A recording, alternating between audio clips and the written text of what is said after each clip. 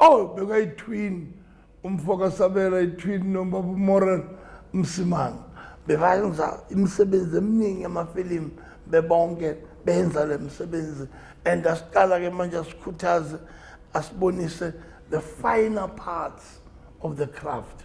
Udila kanjani nge-script, uzilungiselela kanjani i-production, uwenza kanjani na udila nama-line, ushesha kanjani ukuthi waqonde ama-line wakho, uwamastera kanjani ama-line wakho, uhlonipha kanjani umsebenzi.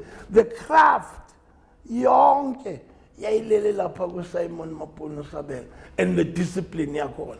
And at the same time bafuna ukuthi mawuthola isikhathi makuyisikhathi sokuphumula uphumule ngoba benzela ukuthi na ubuya kusasa into ezoxabana nawe boba bonke Bingo Mbonjeni, Ndaba Mhlongo, Simon Mabhunu Sabela into ebizoxabanisa nabo ukuthi uyafika ngakusasa you are not ready for umsebenzi wakho.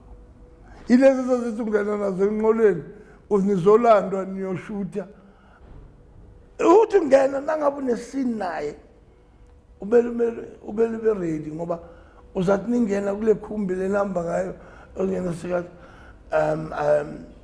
manje lalela-ke wena Vusimuzi usuyile ukulandela mawuthi uyabheka kuVusimuzi sekakhuluma imigqa yale scene endiyakuyo sakaredi engena khumbi uzazoqala ubhayiza athi awenzanga umakyabo yena uyalala ungasebenzi uyasetshenzwa.